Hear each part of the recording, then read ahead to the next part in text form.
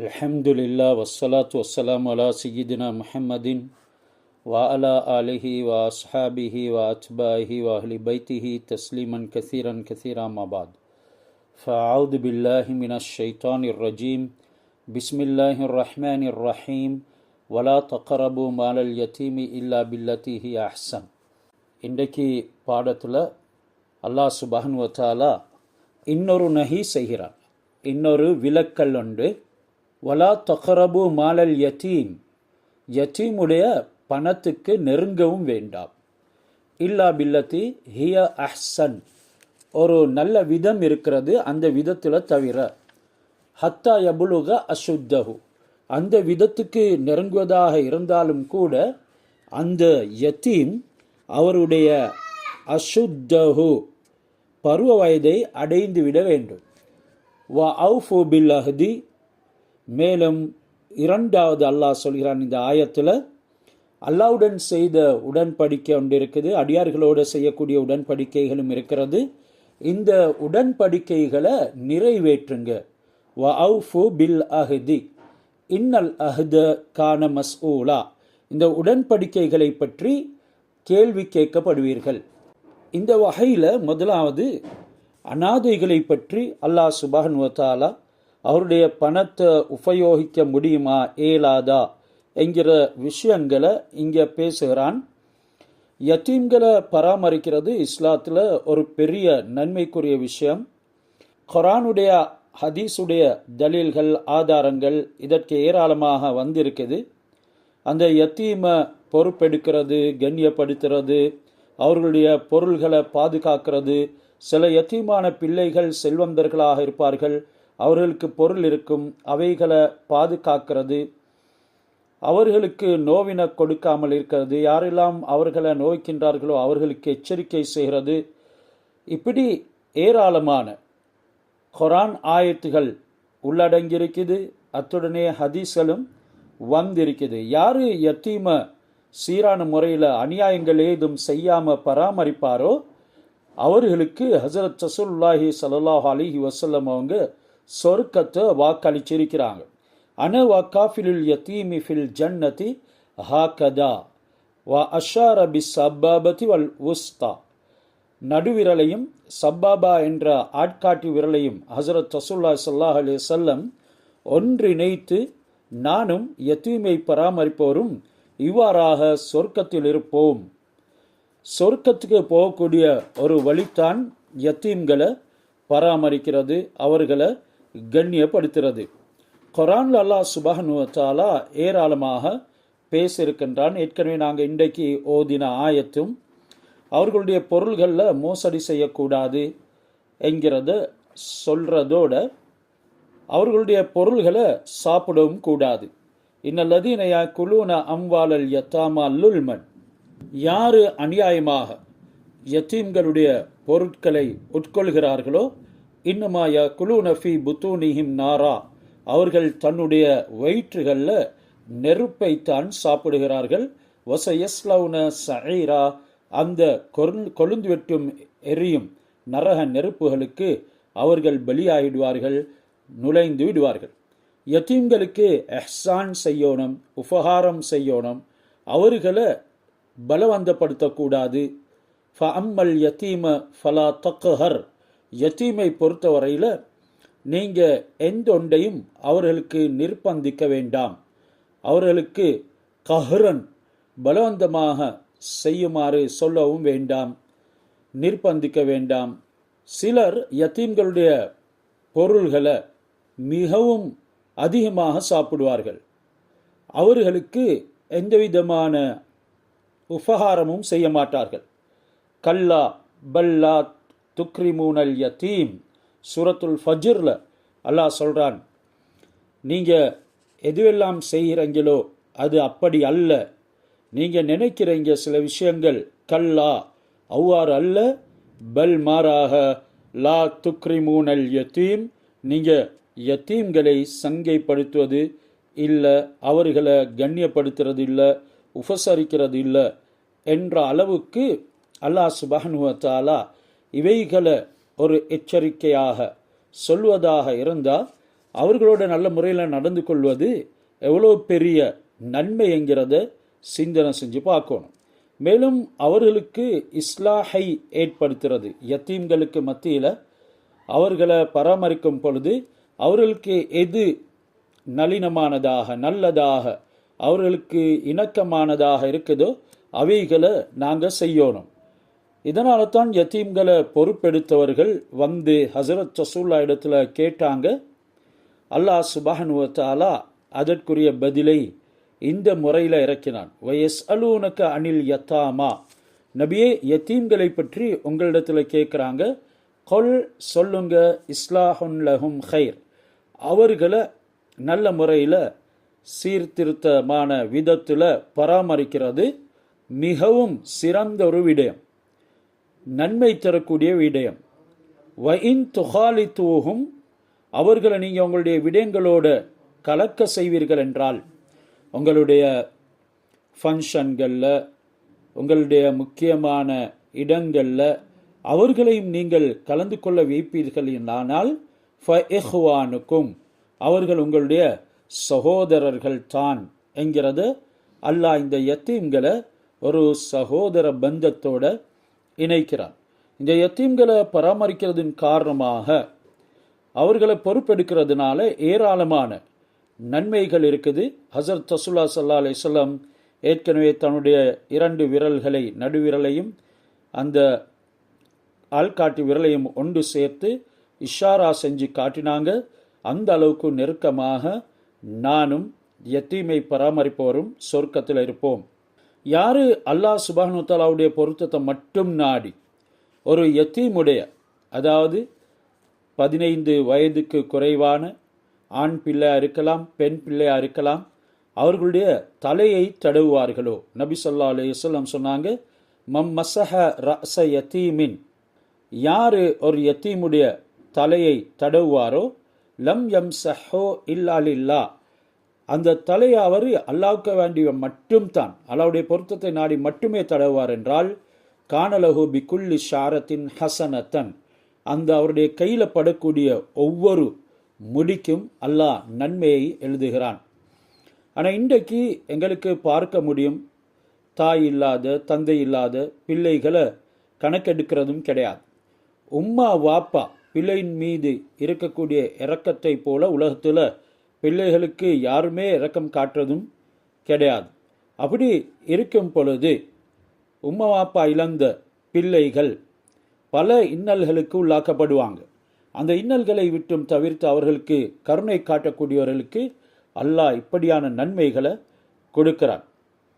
ஹஸரத் ரசூலுல்லாஹி ஸல்லல்லாஹு அலைஹி வஸல்லம் அவங்க சொன்னாங்க, மன் ஆல யத்தீமன் ஹத்தா யஸ்தக்னா, ஒரு யத்தீமை அவர் தேவையற்றவராக ஆகும் வரைக்கும் யார் பராமரிப்பாரோ, அதாவது 15 வயதை தாண்டி அவர் தன்னுடைய வேலைகளை எல்லாம் செய்து கொள்வதற்கு உண்டான வலிமை பெறுகிறார், அவருக்கு சம்பாதிக்க முடியும், இப்படியான ஒரு நிலைமைக்கு வரும் வரைக்கும் அவரை பராமரிப்பார்களோ, அவுஜபல்லாஹு அஸ்ஸ வஜல்லஹு பிதாலிக அல் ஜன்னத், இதன் காரணமாக அல்லாஹ் சுப்ஹானஹு வ தஆலா அந்த பராமரிக்கும் வழிகாட்டும் இணக்கத்தை உண்டுபடுத்தும் மனிதனுக்கு சொர்க்கத்தை கட்டாயமாக்குறான், வாஜிபாக்குறான்.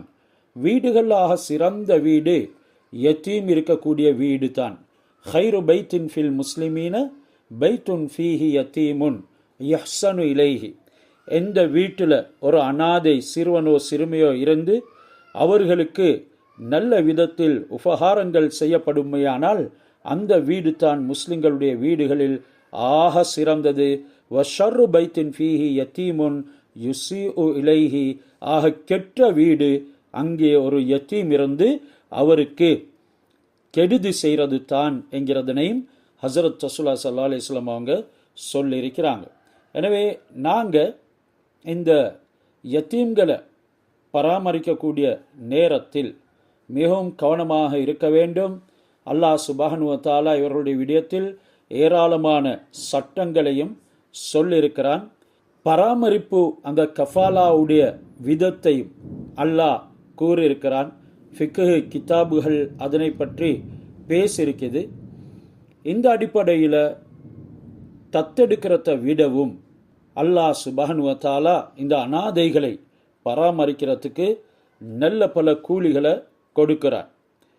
அனாதை குழந்தைக்கு வளர்ப்பவர்களுடைய குடும்ப பெயரை சூட்டுறது அல்லது வளர்ப்பவர்களுடைய பிள்ளையாக மாற்றுறது இதுவெல்லாம் மார்க்கத்தில் தடை செய்யப்பட்டிருக்கிறது. அந்த பிள்ளை தனது உண்மையான வாப்பாவின் பேரில் தான் அழைக்கப்பட வேண்டும்.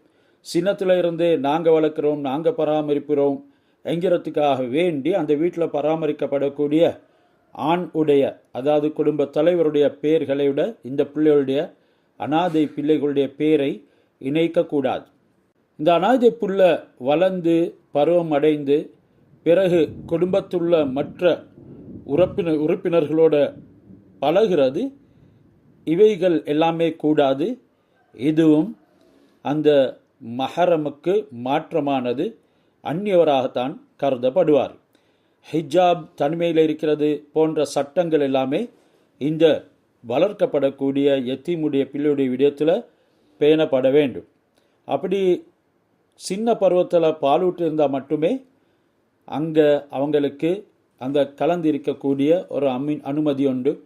ஹிஜாப் இல்லாமல் முன் வரக்கூடிய இப்படி ஃபேஸ் பண்ணக்கூடிய அனுமதி உண்டு இருக்கும்.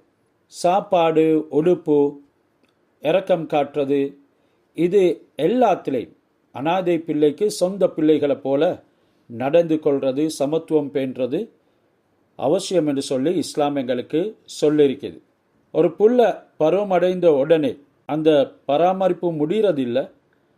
மாற்றமாக ஃபிக்ஹ் பேசுது, அவர் சுயமாக உழைத்து வாழக்கூடிய தகுதியை பெறும் வரைக்கும் அந்த பொறுப்பு தொடர வேணும், அது தான் சிறந்தது என்று. சில பிள்ளைகள் வளர்ந்து விடுவார்கள் என்றாலும் கூட அவர்களுடைய மூளையின் வளர்ச்சி இருக்க மாட்டாது. சில அனாதை பிள்ளைகள் செல்வந்தர்களாக இருப்பார்கள், அவர்களுடைய செல்வங்களை பராமரிக்கும் அந்த பொறுப்பு எங்களின் மீது சுமத்தாட்டப்பட்டிருக்கும்.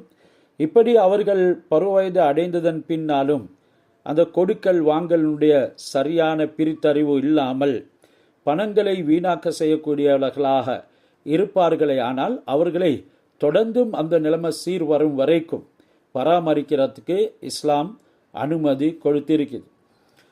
அனாதையுடைய சொத்து ஒரு பெரிய அமானிதம். அதனை பாதுகாக்கிறதுக்கு இஸ்லாம் கடுமையான விதிமுறைகளை சொல்லியிருக்குது.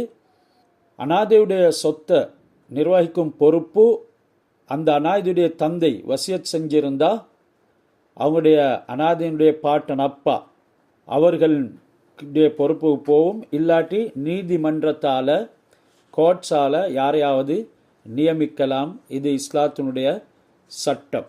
அனாதையுடைய சொத்தை முதலீடு செய்யலுமா இயலாதா, இன்வெஸ்ட் பண்ணலுமா இயலாதா என்ற விஷயம் பற்றி பேசக்கூடிய நேரத்தில் ஜக்காத் கொடுக்கறதுனால அந்த அனாதையுடைய சொத்து குறைந்து விடாமலும் இருக்கணும். அது ஆகுமாக்கப்பட்ட வழிகளில் தான் இன்வெஸ்ட் பண்ணணும், முதலீடு செய்யணும், அந்த பொருள்களை வளர்க்கணும் என்கிறத இஸ்லாம் பேசுது. அனாதையுடைய பராமரிப்பாளர் ஏழையாக இருந்தால் அந்த சொத்துலேருந்து நியாயமான அளவு தனது உழைப்புக்கு ஈடாக எடுத்துக்கொள்ளலும். அதுவும் மிச்சம் பக்குவமாக இருக்கணும். அதில் மிஞ்சி போகக்கூடாது, மேலோங்கக்கூடாது, எல்லை மீற கூடாது. வசதி உள்ளவராக இருந்தால் அந்த பொருளை, அனாதையுடைய பொருளை எந்த காரணத்தை கொண்டும் பாவிக்காமல் இருக்கிறது தான் சிறந்தது. அனாதை வளர்ந்து சொத்தை ஒப்படைக்கக்கூடிய சந்தர்ப்பத்தில் அந்த அனாதைக்குள்ள அந்த சொத்தை தானாகவே பராமரிக்கிறதுக்கு உண்டான ஆற்றல்கள் இருக்கிறதா என்கிறதனையும் பார்க்க வேண்டும். அல்ஹம்துலில்லாஹ், இந்த வகையில் அனாதைகளை பற்றி இஸ்லாம் ஏராளமாக பேசியிருக்குது.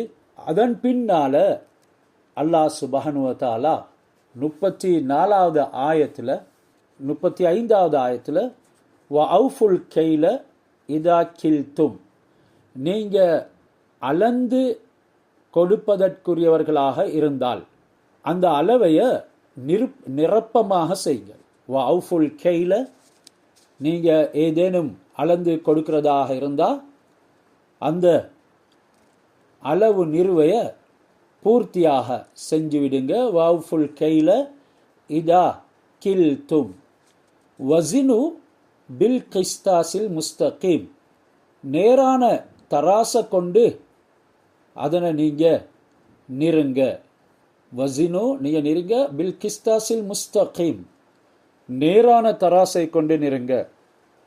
தாலிக ஹைரும் வஹ்சனு தாவீலா அதுவே நல்லது, அதுவே உங்களுக்கு மிகவும் பிற்காலத்துக்கு உதவக்கூடியது என்று அல்லாஹ் சுப்ஹானஹு வ தஆலா இங்க இந்த அனாதைகளுடைய பராமரிப்புக்கு பின்னால இந்த அளவை நிறுவை பற்றி சொல்லிருக்கிறார். நாங்க அளந்து கொடுக்கக்கூடிய நேரத்திலையும் சரியாக அளந்து கொடுக்கணும் என்று அல்லாஹ் இங்க சொல்லியிருக்கிறான். ஆனால் அளந்து எடுக்கக்கூடிய நேரத்தில் சிலவங்க மோசடி செய்வாங்க. இன்னும் சிலவங்க அவங்களுக்காக வேண்டி அளக்கிற நேரம் சரியாக அளந்து எடுப்பாங்க. மேலும் மற்றவர்களுக்கு அளந்து கொடுக்கிற நேரம் மோசடி செய்வாங்க.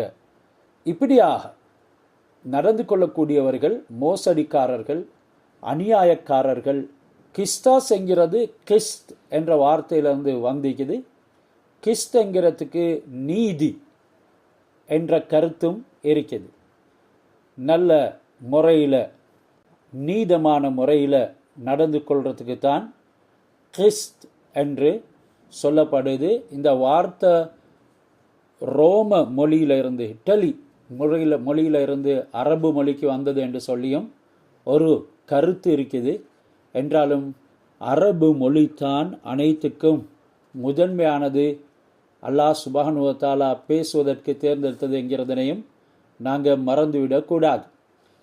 நிறுவையில் அளவையில் பரிபூர்ணமாக நிறைவேற்றது புகழ அல்லாஹ் சுப்ஹானஹு வ தஆலா உண்டு பண்ணி அந்த தொழிலில் அபிவிருத்தியை ஏற்படுத்துறது காரணமாக அமையும். நாளை மறுமையில் கேள்வி கணக்குக்கு படாமலும் இருக்கையிலும் நீதியாக நாங்கள் அளந்து கொடுத்தா அல்லாஹ் சுப்ஹானஹு வ தஆலா என்ன நன்மைகளை வாக்குறுதி அளித்திருக்கின்றானோ அவைகளையும் பெற்றுக்கொள்ள முடியும். கேவலத்துக்கு பழிப்புக்கு அல்லாஹ் சுப்ஹானஹு வ தஆலா 10 தன்மைகளை சொல்லியிருக்கிறான் என்று நாங்கள் ஆரம்பத்திலே பேசினோம். அது ஒவ்வொரு ஆயத்தாக எங்களுக்கு விளங்க முடியும். அதில் 4வது தான் கோபம். அல்லாஹ் விலக்கிய ஒரு உயிரை அநியாயமாக கொல்லக்கூடாது என்ற வசனத்தில் அந்த 4வது தன்மை சொல்லப்பட்டிருக்கிறது. கோபம் அதிகமாக மிகைத்தா அது கொலையை செய்வதற்கு கொண்டு போய் சேர்க்கும். அநியாயமாக அதனால் கொல்லப்படுவார். நாங்கள் அப்படி அநியாயமாக கொல்லப்பட்டவருடைய வாரிசுக்காரருக்கு அதிகாரத்தை சுல்தானன் ஒரு அதிகாரத்தை ஏற்படுத்தி கொடுத்திருக்கிறோம் என்கிறதின் மூலமாக அல்லாஹ் சுப்ஹானஹு வ தஆலா இந்த கோபத்தை மாற்றியிருக்கிறான். ஒரு மனிதன் கோபம் படும் பொழுது அவனுடைய புத்தியில் 3/2 பங்கே போய்விடுது. பைத்தியக்காரனை போல செயல்பட ஆரம்பிச்சிடுவான். இதனால தான் ஹதீஸில் வந்திருக்குது, கரபல் ஹலாயிக்கு மின் அர்ஷி ரஹ்மான் யௌமல் கியாமா. கியாமத்து நாளில் ரஹ்மானுடைய அர்ஷின் பக்கத்தில் அநியாயமாக கொல்லப்பட்ட முஃமினை நெருங்க செய்யப்படும். அதாவது அநியாயமாக கொல்லப்பட்ட மூமினை கியாமத்து நாளில் அல்லாஹ்வுடைய அர்ஷுக்கு நெருக்கத்தில் கொண்டு வரப்படும். அல் முஃமினுல்லதி குத்தில மல்லூமன். இப்போ அநியாயமாக கொலை செய்யப்பட்ட அந்த முஃமின் ரஸுஹு அன் யமீனிஹி, யாரு கொண்டானோ அவனுடைய கையில், அவனுடைய வலது கையில் அந்த மூமினுடைய தலை இருக்கும். வகாத்திலுஹு அன் ஷிமாலிஹி, மேலும் கொண்டவர் அவருடைய இடது கையில் வ ஔதாஜுஹு தஷ்ஹபு தமன், அவருடைய வெட்டப்பட்ட களத்தினுடைய நரம்புகளில் இருந்து இரத்தம் அப்படியே கொட்டியவராக வருவார். ஒரு கையில் கழுத்து இருக்கும், அடுத்த கையில் அந்த மனிதனுடைய உடம்பு இருக்கும். அந்த கழுத்தில் இருந்து இரத்தம் நரம்புகளால் வடிஞ்சு கொண்டிருக்கும். அவர் இழுத்து கொண்டு வருவார். கொண்டவர் ஃபயகூலு ரப்பி சல் ஹாதா லிம கதலனி, அத்துடனே அந்த தலை பேசும், சொல்லும், யா அல்லாஹ் கேளு இவனிடத்தில், ஏன் இவன் என்ன கொண்டான். ஃபபிமா ஹால பைனி வ பைன சலவாத்தி, என்னுடைய தொழுகைக்கும் மத்தியில் இவன் குறுக்கீடு செய்த காரணம் என்ன. ஃபயகூலுல்லாஹு தஇஸத் தஇஸ்த வ யுத்ஹபு பிஹி லன்னார்.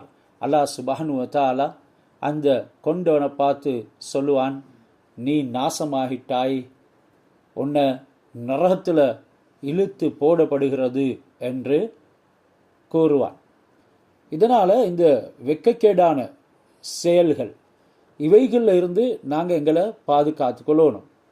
அதிகமாக இந்த இழிவாக்கப்பட்ட செயல்கள் அரசர்களிடம் இருக்குது. அதுதான் கஞ்சத்தன்மையை காட்டுறது. அரசர்கள் கஞ்சத்தன்மை காட்டுறது ஒரு பெரும் இழிவான செயல். நீதிபதிகள் இவங்களிடத்தில் பொய் இருக்கிறது. அதிகமாக நீதிபதிகளிடத்தில் பொய் இருக்கும். உலமாக்களிடத்தில் அடங்காத கோபம் இருக்கும். அடுத்தது பெண்களிடத்தில் வெக்கம் குறைவாக இருக்கும் என்று தஃப்சீரில் இந்த வெட்கக்கெட்ட செயல்களுக்கு காரணங்கள் சிலது சொல்லிக்கிறாங்க. இன்றைக்கு இவைகள் எங்களுக்கு பார்க்கலாம். அரசரிடத்தில் கஞ்சத்தன்மை இருக்கிறதின் காரணமாக அவர்கள் பொது ஜனங்களுக்கு செலவழிக்க மாட்டார்கள். லேசாக இழிவு அவர்களை அடைஞ்சிடும். நீதிபதிகளிடத்தில் பொய் இருக்கிறதுனால சமூகத்தில் பெரும் சீர்கேடு உண்டாகி நல்லவர்கள் பொல்லாதவர்களாகும், பொல்லாதவர்கள் நல்லவர்களாகும் ஆகுவார்கள். இதனால் பல மானக்கேடான செயல்கள் நடக்கும். இவைகளுக்கு காரணமாக இந்த நீதிபதிகள் அமைவாங்க. உலமாக்களிடத்தில் அடங்காத கோபம் இருக்கும். இன்றைக்கு எங்களுக்கு பார்க்கலாம், அதிகமான உலமாக்கள் அவருடைய கருத்துகளில் மிகவும், அது பிழையாக இருந்தாலும் கூட சில சந்தர்ப்பங்களில் உண்மையை கண்டு அவர்கள் அதில் கோபம் கொண்டவர்களாக உறுதியாகவே இருப்பார்கள். அத்துடனே பெண்களுக்கு மத்தியில் வெக்கம் குறைவாக இருக்கும். இன்றைக்கு அதிகமான பெண்கள் அவர்களுடைய வெக்கத்தை விட்டதின் காரணமாக சமூகத்தில் பலவிதமான பாவங்களுக்கு காரணம் அமைந்திருக்கிறது. ஆரம்ப காலத்தில் பெண்கள் எந்த அளவுக்கு வெக்கமுடையவர்களாக இருந்தார்கள் என்றால், ஆண்கள் நடக்கூடிய இடத்துல கூட இருக்க மாட்டார்கள். தூரத்தில் வருவதாக இருந்தால் வேறொரு பாதையில் போயிட்டு விலகி நிற்பார்கள். அந்த அளவுக்கு நாணம் வெக்கமுள்ளவர்களாக இருந்தாங்க. ஆனால் இன்றைக்கு சரிக்கு சரி பெண்கள் எல்லா இடங்கள்லையும் அலைமோதி கொண்டிருக்கிறாங்க. 5வது விஷயம்தான் வீண் செலவு. ஏற்கனவே நாங்கள் இவைகள்லாம் பார்த்தோம். அளவுக்கு அதிகமாக வீண் செலவை ஏற்படுத்தி கொள்வது இவைகளும் ஒரு மோசடியாக இருப்பதுடனே வெட்கக்கெட்ட செயல்தான். அடுத்தது அதிகமாக கொலை நடக்கும். கியாமத்து நாள் நெருங்கும் பொழுது கொலை அதிகரிக்கும். யக்ஸருல் ஹரஜ், ரசூலா சொன்னாங்க, ஹரஜ் கூடும். வமல் ஹரஜ் யா ரசூல்லா, ஹரஜ்டா என்ன என்று சொல்லி கேட்டாங்க. சொன்னாங்க, அல் கத்துல், கத்துல் கொலை, கொலை. கொண்டவருக்கு தெரியா எதற்காக நான் கொண்டேன், கொல்லப்பட்டவருக்கும் தெரியா எதற்காக கொல்லப்பட்டார் என்று. அந்த அளவுக்கு கொலை அதிகரிக்கும். நாங்கள் இதை போன்ற சந்தர்ப்பங்களில் நேர்மையாக இருக்கணும். அத்துடனே வீண் விரயங்கள் செய்கிறது அது மாபெரும் இழிவை கொண்டு வந்து தரும். ரசூலுல்லாஹி ஸல்லல்லாஹு அலைஹி வஸல்லம் அவங்க ஒரு தடவை சாத் ரலியல்லாஹு தஆலா அன்ஹு அவங்க உலு செஞ்சு கொண்டிருக்கும் பொழுது பக்கத்தால் நடந்து போனாங்க. கண்டு மஹாத ஸரஃபு யா சாத், சாத் இது என்ன வீண் விரயம்? கால அஃபில் வுதுஇ ஸரஃப், யா ரசூலுல்லாஹ் உலுலையும் வீண் விரயம் இருக்குதா? கால நஅம் இருக்குது. வைன் குன்தலா நஹரின் ஜாரின், அது ஓடக்கூடிய நதியாக இருந்தாலும் சரிதான். இப்படியாக தண்ணீரை கூறப்பட்ட அளவைக்கான அதிகமாக உபயோகிக்கிறது வீண் விரயம். 6வது தன்மைத்தான் பேராசை. நாங்கள் இவைகள்லாம் குர்ஆனுடைய ஆயத்துகளில் ஓதிருக்கிறோம். இந்த பேராசையை அல்லாஹ் இந்த அனாதைகளுடைய பொருளின் பக்கம் நெருங்காதீங்க, லா தக்ரபு மாலல் யத்தீம் என்ற ஆயத்தின் மூலமாக எங்களுக்கு சொல்லி காட்டுறான். அனாதைகளுடைய பொருள்களை நெருங்கிறது, அதை இன்வெஸ்ட்மெண்ட் பண்ணி நான் தானே சம்பாதித்தேன், நான் தானே பெருக்கினேன் என்று சொல்லி அவைகளை தாராளமாக உண்ணுறது, புசிக்கிறது, பாவிக்கிறது, இவைகளெல்லாம் பேராசைன்னு அடியார்கள். கேட்கப்பட்டுச்சு, இந்த வயோதிபர்கள் இளைஞர்களை காண உலகத்தினுடைய ஆசை அதிகம் உள்ளவர்களாக இருக்கிறாங்களே, அது ஏன் ஒரு ஞானி இடத்துல கேட்கப்பட்ட நேரம் அவர் சொன்னார், இளைஞர்கள் உலகத்தின் உடைய சில டேஸ்ட்டுகளை, இன்பங்களை இன்னும் அனுபவிக்கல, வயோதிபர்கள் அதனை அனுபவித்து இருக்கிறார்கள், ருசித்து இருக்கிறார்கள் என்று அவர் பதில் சொன்னார். இதனால் சில விஷயங்களுடைய அனுபவம் இந்த வயோதிபர்களுக்கு இருக்கிறதின் காரணமாக அவர்களுக்கு உலகத்தினுடைய பேராசை அதிகம் என்று சொன்னார்கள். வயது போக போக பேராசை எங்களிடத்திலிருந்து இல்லாமல் போகணும் சொன்னாங்க. ஹசரத் ரசூலுல்லாஹி ஸல்லல்லாஹு அலைஹி வஸல்லம் அவங்க, இந்த ஆதமுடைய மகன் அவனுடைய வயிற்றை கபரு மண்ணினால் தான் நிரப்ப முடியும், அந்த அளவுக்கு பேராசை உள்ளவர்களாக இருப்பார்கள். இது இழிவான செயல்கள் 10 தன்மைகளில் 6வது தன்மையாக இந்த ஆயத்தின் ஊடாக அல்லாஹ் சுப்ஹானஹு வ தஆலா எங்களுக்கு எடுத்து காட்டுறான். இதனால பேராசைக்கு பதிலாக கிடைச்சதை வைத்து திருப்தி அடையக்கூடியவர்களாக நாங்கள் இருக்கணும். அப்படி திருப்தி அடைகிறது தான் பெரும் சீமான்தனம். யாரு கிடைக்கிறதை கொண்டு திருப்தி அடைந்தாரோ அவர் வெற்றி பெற்றுவிட்டார் என்று சுஃபியானு தௌரி ரஹ்மத்துல்லாஹி அலைஹி அவங்க கூறியிருக்கிறாங்க. 7வது தன்மை தான் உடன்படிக்கை நிறைவேற்றாமல் முறிக்கிறது. அல்லாஹ் அதனை தடுத்து இருக்கிறான், நிறைவேற்றுமாறு சொல்லியிருக்கிறான். முதலாவது அல்லாஹ்வோட செஞ்ச உடன்படிக்கையை முறிக்கிறாங்க. அல்லாஹ் ஏராளமான குர்ஆன் ஆயத்துகளில் மோமின்களை, முஸ்லிம்களை, முன்னால் வந்த வேதக்காரர்களை எல்லாம் அழைத்து தன்னுடைய உடன்படிக்கையை ஞாபகப்படுத்துகிறான். யா பனி இஸ்ராயில், பனு இஸ்ராயில்கள், இஸ்ராயலுடைய சந்ததிகளை அழைத்து அல்லாஹ் சொல்றான், அவுஃபு பில் அஹதி ஊஃபி பி அஹதிக்கும் வ இய்யாய ஃபர்ஹபூன், நீங்கள் என்னுடன் செஞ்ச உடன்படிக்கையை நிறைவேற்றுங்க, நான் உங்களுடன் செய்த உடன்படிக்கையை நிறைவேற்றேன், என்னை மட்டும் நீங்கள் பயப்படுங்கள் என்றெல்லாம் சொல்லியிருக்கும் பொழுது முதலாவதாக அல்லாஹ்வுடன் செஞ்ச உடன்படிக்கையை மறுக்கிறாங்க. ஃபபி நக்லிஹிம் மீசாக்கிஹிம், அல்லாஹ் பல ஆயத்துகளில் சொல்கிறான், அவர்கள் அல்லாஹ்வுடன் செஞ்ச உடன்படிக்கை முறித்ததின் காரணமாக பல வேதனைகளுக்கு, துன்பங்களுக்கு ஆளானாங்க. உடன்படிக்கையை முறித்து வகத்லிஹிமுல் அன்பியா, அவர்களுடைய சமூகத்தில் இருந்த நபிமார்களை கூட கொலை செய்தார்கள். எப்போ உடன்படிக்கைகள் முறியடிக்கப்படுமோ இந்த அளவுக்கு நல்லோர்களும் பாதிக்கப்படுவாங்க, நல்ல விஷயங்களை சொல்லக்கூடியவங்களும் பல இன்னல்களுக்கு, துன்பங்களுக்கு, கொலை செய்யப்படக்கூடிய அளவுக்கு ஆகிடுவாங்க. 8வது தன்மைத்தான் இந்த அளவை நிறுவ இல்லை, மோசடி செய்கிறது, அதனை பூர்த்தியான முறையில் அளந்து கொடுக்கிறது இல்லை, பூர்த்தியான முறையில் அவர்கள் நிறைவேற்றதில்லை, நீதமாக நடந்து கொள்றதில்லை. ஒரு மனிதன் மௌத்தா போகக்கூடிய நேரத்தில் நெருப்பால் 2 மலைகள், நெருப்பால் 2 மலைகள் என்று சத்தமிட்டு கொண்டிருந்தார். அவனுடைய செயல்பாடு எப்படி இருந்துச்சுன்னு சொல்லி அவங்களுடைய குடும்பத்திடத்தில் கேட்கப்பட்ட நேரம் 2 தராசுகளை அவன் வைத்திருந்தான், அல்லது 2 அளக்கும் படிகளை அல்லது கொத்துகளை அவன் வைத்திருந்தான். ஒன்றை கொண்டு அளந்து கொடுப்பான், மற்றொன்றை கொண்டு அளந்து வாங்குவான் என்று சொல்லி அவங்க சொன்னாங்க. அதாவது அளந்து கொடுக்கிற நேரத்தில் அதில் கொஞ்சம் குறைவாக இருக்கும், அளந்து எடுக்கக்கூடிய நேரத்தில் அந்த கொத்து நிறைவாக இருக்கும்.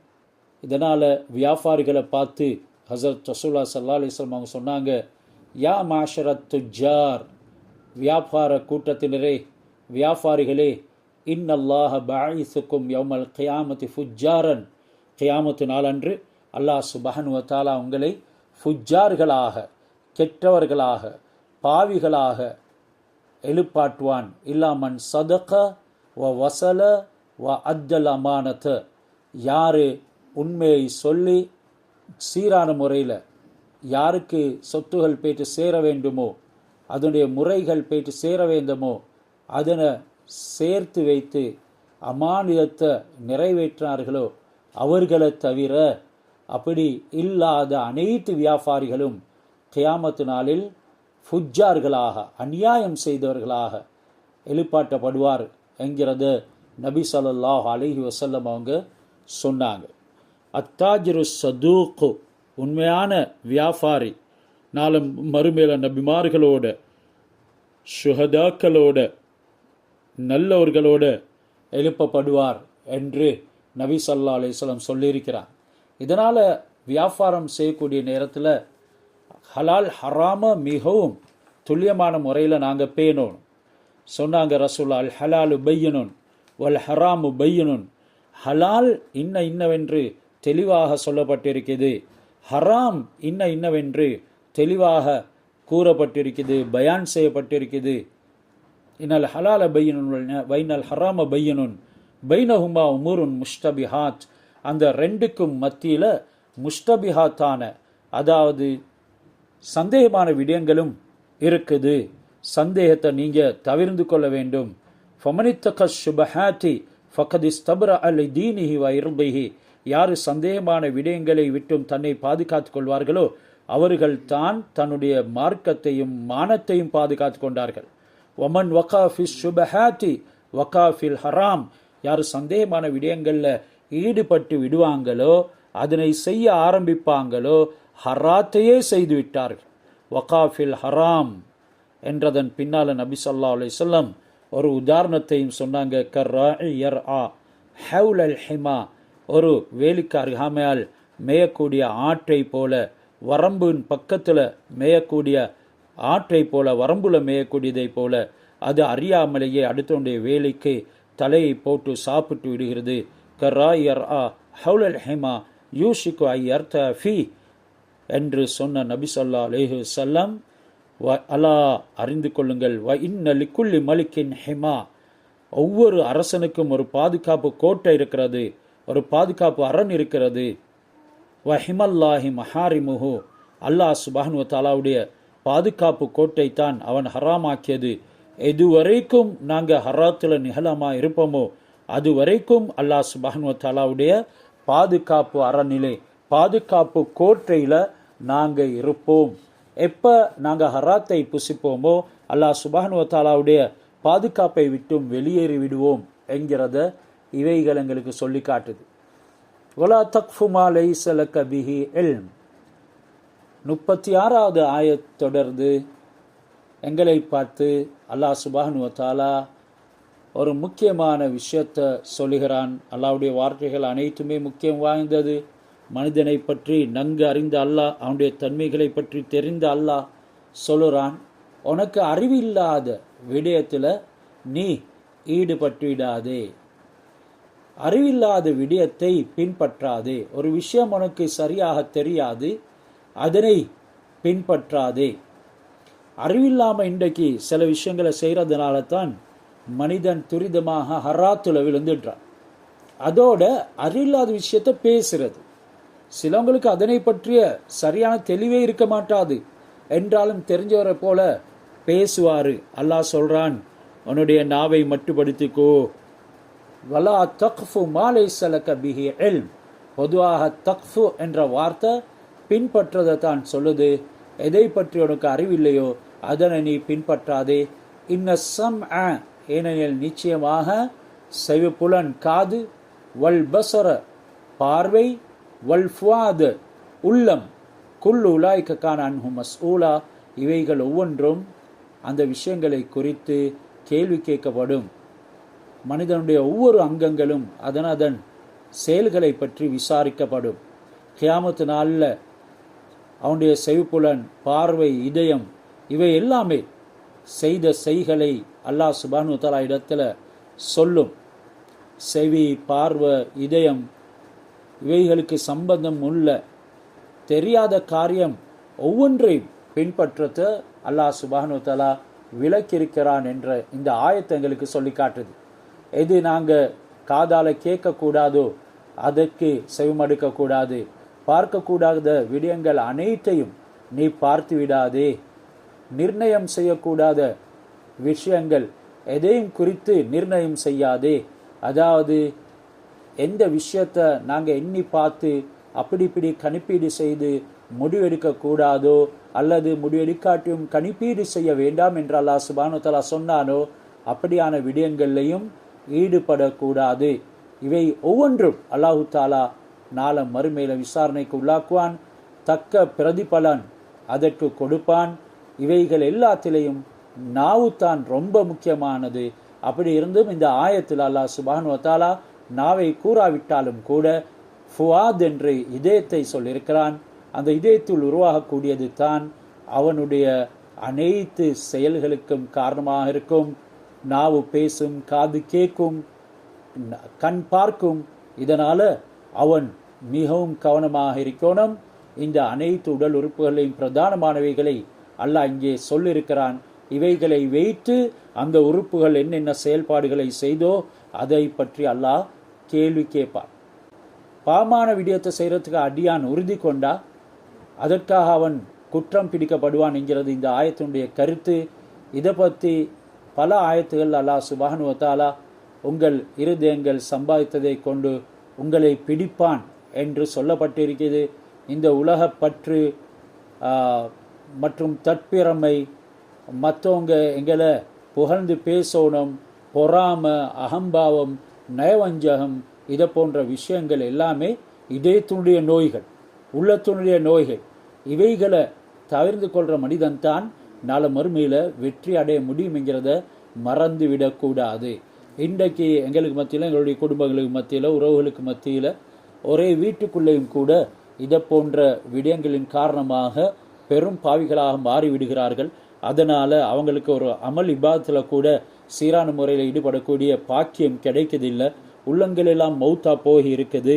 ஒரு திக்கிற, ஒரு திலாவத்தை செய்கிற சந்தர்ப்பங்களும் இல்லை. இதற்கெல்லாமே காரணம் எங்களுடைய இந்த சம் பசர் ஃபுவாத், செவிப்புலன், எங்களுடைய பார்வை, மற்றது எங்களுடைய உள்ளம்ங்கிறத மறந்துவிடக்கூடாது.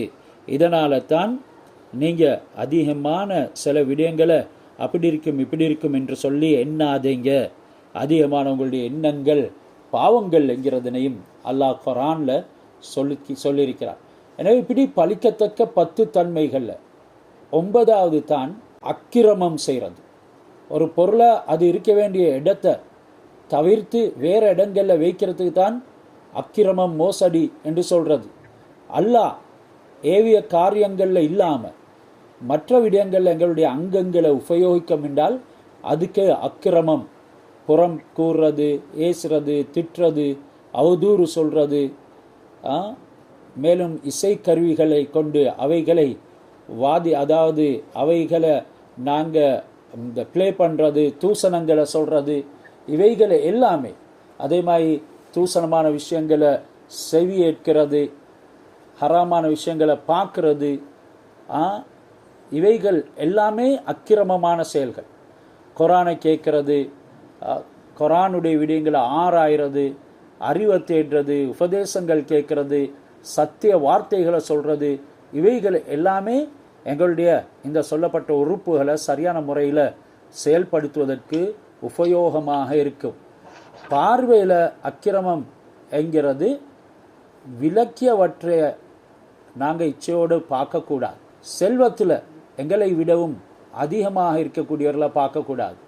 எங்களை விட கீழாக இருக்கக்கூடியவர்களை தான் பார்க்கணும். உலக செல்வங்கள், அலங்காரங்களை, இவைகளை நோற்றமின்றது, இவைகள் எல்லாமே நாங்கள் அக்கிரமம் செய்ததுக்கு காரணம். எதெல்லாம் எங்களுடைய உடல் உறுப்புகளால் செய்ய வேண்டாம் என்று சொன்னானோ அவைகளை நாங்கள் செய்ய பார்க்குறோம். குர்ஆன், மேலும் அறிவுடைய அடையாளங்கள், அறிஞர்கள், நல்லோர்களுடைய முகங்கள், அல்லாஹ் சுப்ஹானஹு வ தஆலாவுடைய கிருபைகள் உள்ள அடையாளங்கள், இவைகளை பார்க்கறது கண்களை நாங்கள் நியாயமான முறையில் உபயோகித்ததாக ஆகிவிடும். எனவே உடல் உறுப்புகளுடைய செயல்கள் அது உள்ளத்திலிருந்து உருவாகுது. அல்லாஹ் வலா தம்ஷி ஃபில் அர்லி மர்ஹா, உன்னுடைய கால்களை பூமியில் நீ எடுத்து வைக்கிறாய், பெருமை அடித்தவனாக நீ நடக்காதே. வலா தம்ஷி ஃபில் அர்தி மர்ஹா, பூமியில் பெருமை அடித்து நடக்காதே. இன்னக லன் தஹ்ரிக்கல் அர்த, நீ பூமியை துளைத்து விடுறது, பூமியை கிழித்து விட உன்னால் முடியாது.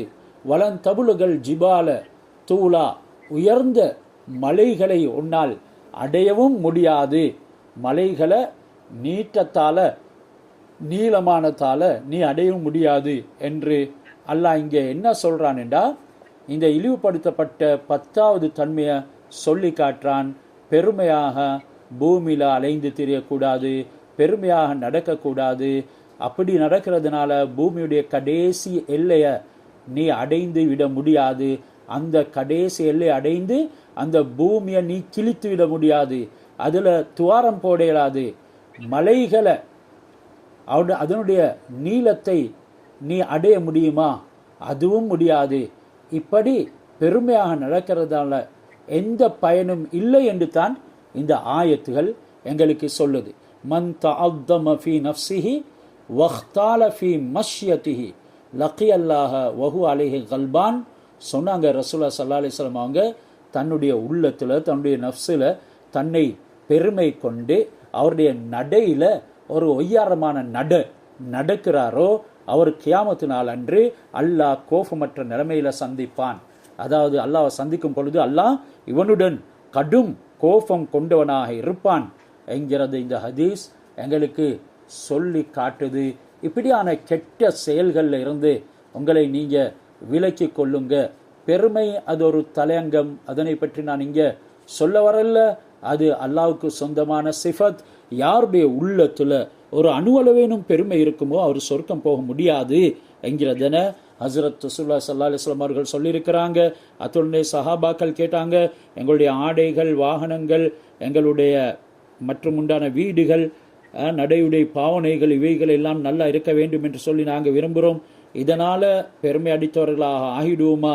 ஹஸ்ரத் ரசூலுல்லாஹ் சொன்னாங்க, பெருமை என்கிறது பத்தருல் ஹக்கி வ கம்துன்னாஸ், உண்மையை மறைக்கிறது மற்றும் தன்னுடைய செயல்களின் மூலமாக மக்களை இழிவாக மதிக்கிறது.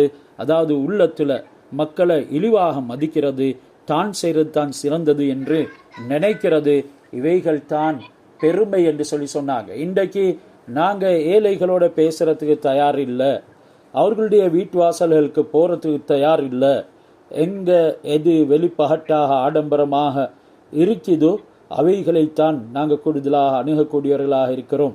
எனவே ஒரு முஃமின் இதை போன்ற விடயங்கள் செய்யும் பொழுது அவருக்கு சில கஷ்டம் உண்டானாலும் கூட அவர் அதனை ஆனந்தமாக ஆக்கிக் கொள்றதுக்கு முயற்சி செய்யணும். ஏழைகளுடைய வீடுகளுக்கு போகணும், அவர்களை ஆதரிக்கணும். அவர்களில் குடும்பத்தில் யார் ஏழைகள் இருக்கிறார்களோ அவர்கள் எந்த முறையில் இருந்தாலும் சரி நல்ல விதத்தில் அவர்களை அண்மிக்க வேணும். இவைகளெல்லாம் பெருமை இல்லாமல் ஆக்கிறதுக்கு அடையாளமாக இருக்கும். கொள்ளுதாலிக்கான செய்யோஹோ இந்த ரப்பிக்க மக்ரூஹா. அப்படி இல்லாம நீங்க பெருமை அடித்து பூமியில திரிவீங்கண்டா அந்த செயல்கள் அனைத்துமே கொள்ளுதாலிக்க கான செய்யோஹோ இந்த ரப்பிக், அதனுடைய தீமை உன்னுடைய ரப்பிடத்துல மக்ரூஹா வெறுக்கப்பட்டதாக இருக்குது. இந்த 22வது ஆயத்திலிருந்து இந்த ஆயத்து வரைக்கும், 22வது ஆயத்திலிருந்து 37வது ஆயத்து வரைக்கும் மொத்தம் 25 விடயங்களை அல்லாஹ் சுப்ஹானஹு வ தஆலா விளக்கியிருக்கிறான். இவைகளை நான் சொல்லப்பட்ட அந்த எண்ணிலிருந்து நீங்க எண்ணி பார்ப்பீங்கன்னு சொன்னா விளக்கப்பட்ட விடயங்களை எங்களுக்கு ரொம்ப தெளிவாக காணலும். இந்த 25 காரியங்களும் கடுமையாக அல்லாஹ் விளக்கிக்கிறான். செய்கிறது பெரும் பாவம். அப்படி பெரும் பாவங்களை இந்த ஆயத்துல அல்லாஹ் வெறுக்கத்தக்கதாக இறுதியில சொல்லி அல்லாஹ் தாலாவுக்கு வெறுப்பான காரியங்களை தவிர்ந்து கொள்வது அவசியம்ங்கிறத விளக்குறான். எனவே தான் எங்களுடைய மூத்தவர்கள் சில மக்ரூஹான காரியங்களையும் கூட, மூத்தவர்கள் என்றால் பெரியோர்கள், பெரியோர்கள் என்றால் சாலிஹின்கள், உலமாக்கள், ஐம்மாக்கள், இவர்கள் இந்த மக்ரூஹான விடயங்களை கூட ஹராமை போல பாவித்து பேணி நடந்து வந்திருக்கிறாங்க. மக்ரூஹான விடயங்களையும் கூட ஹராமாக அவங்க மதித்து ரொம்ப பேணுதலாக வாழ்ந்திருக்கிறாங்க. ذَلِكَ مِمَّا أَوْحَى إِلَيْكَ رَبُّكَ مِنَ الْحِكْمَةِ. இங்க மேல சொல்லப்பட்ட அனைத்து விடயங்களும் அல்லாஹ் சுப்ஹானஹு வ தஆலா ஹிக்மத் என்ற ஞானத்தில் நின்றும் உங்களுக்கு வஹியாக அறிவித்தது. வலா தஜால் மஅல்லாஹி இலாஹன் ஆகர, மேலும் நீங்க அல்லாஹ்வுடன் வேறு தெய்வத்தை கூட்டு சேர்க்க வேண்டாம். ஃபத்துல் காஃபி ஜஹன்னம மலூமம் மத்ஹூரா. அவ்வாறு அல்லாஹ் சுப்ஹானஹு வ தஆலாக்கு நீங்க இணை கற்பிப்பீர்கள் என்றால் உங்களை நரகில் ரொம்பவும் இழிவாக்கப்பட்டவர்களாக அல்லாஹ் தூக்கி ரொம்ப தூரம் துரத்தப்பட்டவராக இறந்து விடுவான் என்று இந்த ஆயத்து சொல்லுது. எனவே இவைகள் எல்லாமே அல்லாஹ் எங்களுடைய வாழ்க்கைக்கு ரொம்பவும் அவசியமாக தந்தது. அவைகள் அனைத்திலும் அல்லாஹ்வுடைய தௌஹீதுக்கு, ஏகத்துவத்துக்கு எந்த விதமான பங்கமும் விளைவிக்காமல் நடந்து கொள்வது தான் அசில் இபாதத் என்கிறதனையும் அல்லாஹ் கடைசியாக அறிவித்திருக்கிறான். அல்லாஹ்வுடைய ஏகத்துவத்தில் அதனுடைய சலனங்கள் ஏற்படும் என்றால், ஷிர்க் செய்வார்கள் என்றால் அதனை அல்லாஹ் சுப்ஹானஹு வ தஆலா மன்னிக்கவே மாட்டான் என்கிறதனையும் நாங்கள் விளங்கியிருக்கின்றோம். எனவே அல்லாஹ் அவனுடைய கட்டளைகளை சீரான முறையில் நடந்து அவைகளை நடாத்தி வழிபட்டு ஒரு கண்ணியமான வாழ்க்கை இந்த துனியாவிலையும் அமைத்து நாளை மறுமையிலும் நாங்கள் வெற்றி பெற்ற கூட்டத்தில் ஆக்கி அருள் புரிவானாக.